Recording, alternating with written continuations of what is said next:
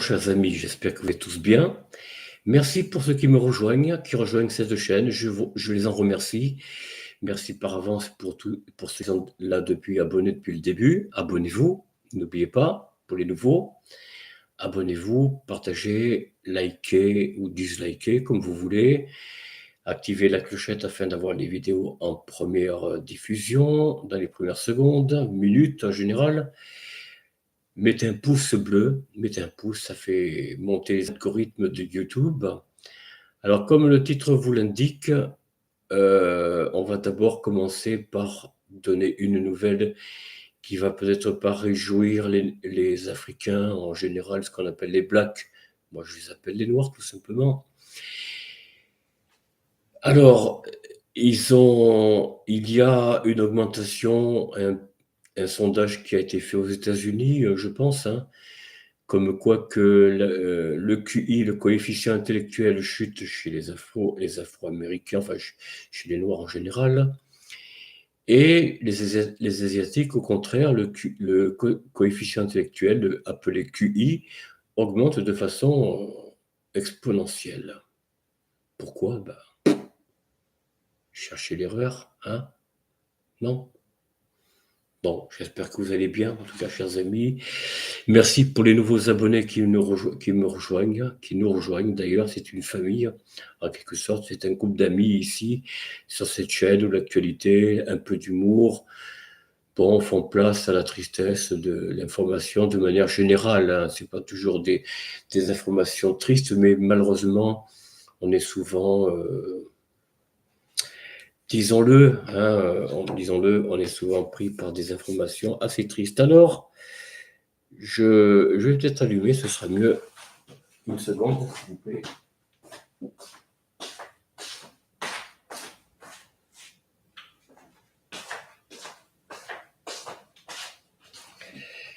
Voilà, j'espère que vous m'entendez mieux, chers amis, que vous me voyez mieux plutôt. Alors, les nouvelles, elles sont ce qu'elles sont.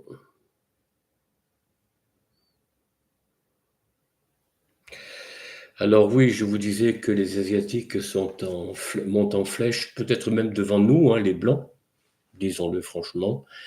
Les Asiatiques sont d'excellents copieurs, faut le dire, mais ils savent copier pour leur intérêt et reproduisent chez eux à une échelle beaucoup plus grande tout ce que nous avons, nous, inventé, enfin je dis nous de manière générale, globalement, les Blancs, les Occidentaux. Alors, je ne sais pas si cette vidéo passera, nous verrons bien. En tout cas, voilà l'information. Alors, bien sûr, je vais aller lire l'article un peu pour vous parce que c'est un peu complexe. Ah, pardon, c'est toujours sur Zero Edge. Alors, je ne peux pas vous le montrer parce que ça ne passe pas en dehors d'un stream. Zero Edge, avec le retour du mérite au premier plan, les inscriptions des Noirs au mythe chutent, tandis que la part des Asiatiques bondit. Qu'est-ce que vous voulez, La composition de la classe de première année du Massachusetts Institute of Technology reflète de manière frappante l'effet de la décision de la Cour suprême de 2023 interdisant la discrimination positive. Donc déjà, vous voyez, c'est déjà bien, parce qu'au moins, en supprimant la loi sur la discrimination positive, vous donnez d'une manière plus sérieuse la place qui revient à ceux qui en sont capables. La part des places accordées aux Noirs a fortement diminué, tandis que les inscriptions asiatiques ont bondi. Alors oui, il ne s'agit pas seulement que du QI, il s'agit aussi des places que prétendent un groupe par rapport à d'autres. Chaque étudiant admis dans la classe de 2028 au MIT, ou 2023, je ne sais pas, saura qu'il a été accepté uniquement sur la base de ses réalisations académiques et extrascolaires exceptionnelles, et non de la couleur de la peau, a déclaré le New York Times. Edward Bloom, fondateur du groupe Students for Fair Admission, qui qui a remporté le procès devant la Cour suprême. Bon, alors, il est vrai que c'est plus au mérite que va, au Massachusetts, hein, donc à l'université, que va se faire les admissions ou pas des élèves. Ben, il faudrait que certains pays s'en inspirent. Vous ne croyez pas? C'est plus au mérite. Hein. Je vous rappelle que le Sénégalais, le premier président du Sénégal, Abdoulaye Wade, qui était maître de conférence d'ailleurs à la Sorbonne, dans les années, alors là ça remonte un peu loin, les années 70, je crois, 70, et il a eu un doctorat de maîtrise de grammaire française, rien de moins. Et à l'époque, c'était pas du tout, comment ça s'appelle? C'était pas dû à la discrimination positive. Non, c'était comment dire, à l'élitisme. Et cet homme de grand mérite, il est mort maintenant, bien sûr, depuis longtemps, mais cet homme de grand mérite a eu la première note, la note d'excellence. Et c'est un homme qui a travaillé dur sur les plans de l'université. Qu'est-ce que vous voulez? Il a eu ce mérite d'être maître de conférence. Je crois qu'il avait même été nommé à l'Académie française, il me semble bien, si je me rappelle bien, avant de partir, de laisser sa place pour aller rejoindre son pays qui avait été décolonisé, donc, hein, et donc il a pris la tête du pays suite à une élection haut la main devant les gens au Sénégal qui l'ont porté au pouvoir. C'est vous dire que par le mérite, il y a des gens capables, de n'importe où, de n'importe quelle couleur, de n'importe quel pays, qui sont capables d'avoir de l'excellence, à condition de travailler dur et puis d'avoir aussi les prédispositions requises. Évidemment, c'est évident que tout le monde ne peut pas prétendre avoir l'excellence. Même chez nous, hein. Même chez nous. Il n'y a pas, regardez-moi, j'ai jamais été loin dans la scolarité. Je me suis arrêté à l'époque au brevet, c'est tout. C'est tout. J'ai pas pu aller plus loin, je n'étais pas capable. Qu'est-ce que vous voulez? J'étais pas apte à aller plus loin à l'école, au lycée, enfin au collège. Enfin, c'était l'équivalent du collège, je crois, où j'étais, mais c'était pas un collège, mais bon, c'était l'équivalent. J'avais pas les capacités d'aller plus loin. Qu'est-ce que vous voulez? C'est pas une honte. C'est pas une honte. Alors voilà pour la première information, chers amis. La deuxième, attendez-vous bien. Il y a eu un sondage il y a 2 jours, je crois, un jour ou 2, peut-être 3, je ne sais pas. Quel était le souhait des Français? Quelle serait la préférence des Français pour nommer un Premier ministre? Eh bien, figurez-vous que le premier en tête est Gabriel Attal. Ça vous embouche un coin, hein? Ah oui. Alors, était-ce un sondage truqué ou alors est-ce que les Français n'ont pas compris que, bon, après avoir voté Macron en 2017, Macron en 2022, après avoir voté le groupe Front Populaire, dont devrait, mais bon, vous savez, la Constitution, Macron s'y assoit un petit peu dessus, ce devrait être un Premier ministre du Front de gauche. Bon, on en pensera ce qu'on veut, hein, mais bon. Mais en tout cas, la préférence des Français, ce serait Gabriel Attal. Bah oui, moi je suis moi-même estomaqué. Quand j'ai entendu parler de ça, je n'en croyais pas mes oreilles et je n'en croyais pas mes yeux, enfin le peu que je peux voir, quoi. J'ai été assez étonné de voir que Gabriel Attal est toujours le chouchou des Français. Eh bien, ils en dégustent pas assez, les Français. Alors, je veux bien croire qu'ils aient choisi un panel, on va dire, proche gouvernemental, les boomers, par exemple, hein, les boomers qui sont plus pour garder leurs acquis sociaux, surtout leur retraite, leur bonne retraite succulente. Ils ont voté Macron et ont dû répondre ou Gabriel Attal sur les candidats proposés. Ça, je suis prêt à le croire. Les boomers, oui, ça ne m'étonnerait pas. Ça ne m'étonnerait pas qu'ils aient qu'ils aient cette préférence pour Gabriel Attal. Coucou, mais je suis là. Bon, enfin bref, c'est vous dire que les Français n'ont pas compris, ou alors ils n'ont pas compris. Soit c'est un panel, comme je vous l'ai dit, ciblé de gens, les papy boomers. Bon, moi, ils m'ont pas interrogé. Je suis un boomer pourtant. Je suis né après la guerre. Mais ils n'auraient pas été déçus. Hein. Oh ils n'auraient pas été déçus.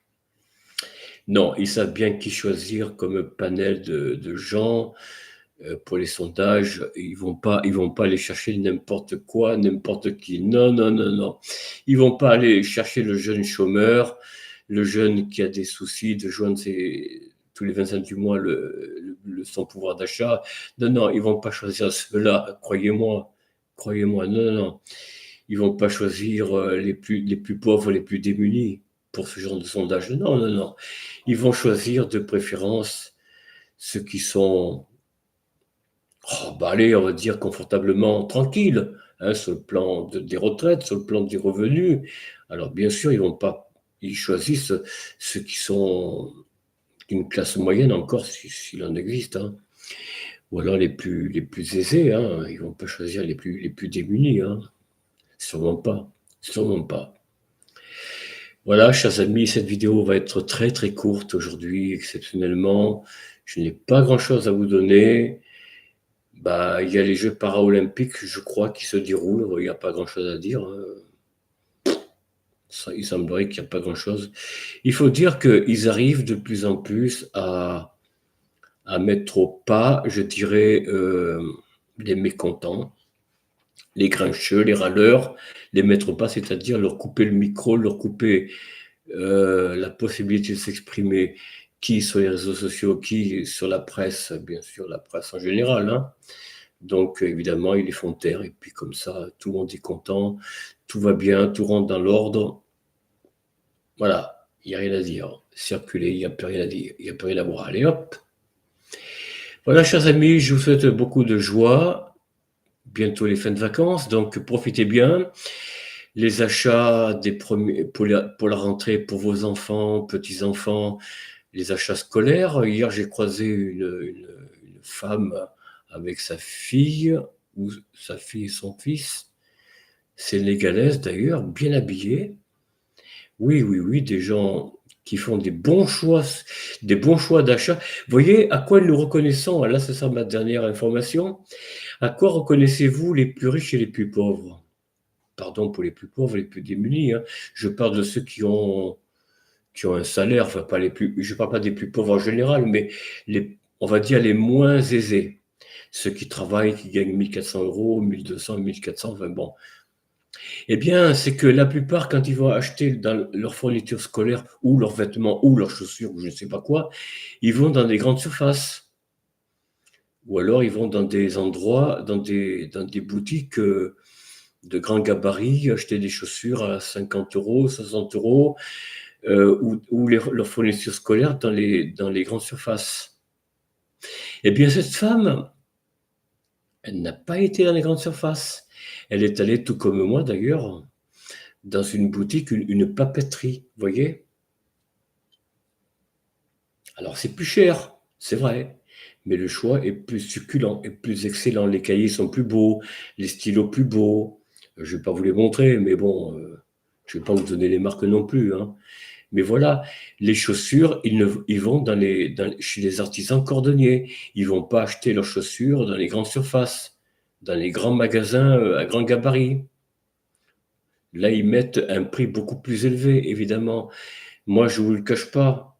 J'ai des chaussures qui sont très chères. Oui, je ne vous le cache pas. Mais par contre, ça fait 6 ans que je n'ai pas acheté de chaussures. Vous voyez ? Quand vous mettez le prix d'un petit budget, généralement, je prends le cas d'une paire de chaussures, vous achetez une paire de chaussures pour votre enfant. Alors oui, pour les enfants encore, ça peut se comprendre, mais de manière générale, même pour vous, les adultes, vous achetez des paires de chaussures à 60 ou 80 euros, ce qui déjà fait pas mal, effectivement, je le reconnais. Mais ça va durer combien de temps? Une saison? 2 saisons, au mieux? Mais au bout de 3 ans et demi, vous les jetez parce que les semelles se décollent, il faut les faire réparer. Et puis elles ne sont pas réparables parce qu'elles sont collées, elles ne sont pas cousues. Les semelles, voyez un petit peu la différence? Elle est là. Elle est là. C'est que généralement, quand vous achetez des chaussures, je ne dis pas, je ne dirai pas le prix, mais un peu plus cher, on va dire, hein, dépassant les 2 chiffres, hein, même souvent à 3 chiffres parfois, eh bien, c'est des chaussures qui sont cousues main. Ben oui. Alors évidemment, vous payez plus cher. Mais comme je vous dis, moi, j'ai fait réparer simplement des talons parce que bon, après 5 ans, 6 ans, bah, quand même 6 ans, c'est pour vous dire. Donc 3 saisons d'hiver, d'automne-hiver.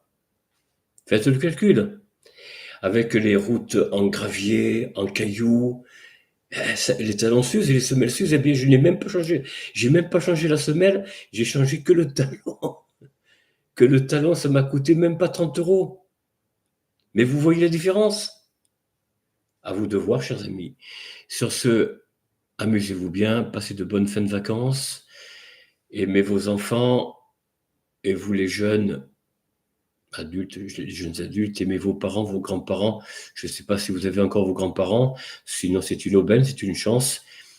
Aimez votre famille, vivez heureux en famille, avec vos amis aussi, aussi bien vous les jeunes que les plus anciens. Ayez toujours avec vous 1 ou 2 amis, ou plus peut-être si vous avez la chance. Soyez heureux, portez-vous bien, et je vous dis à très bientôt. Au revoir.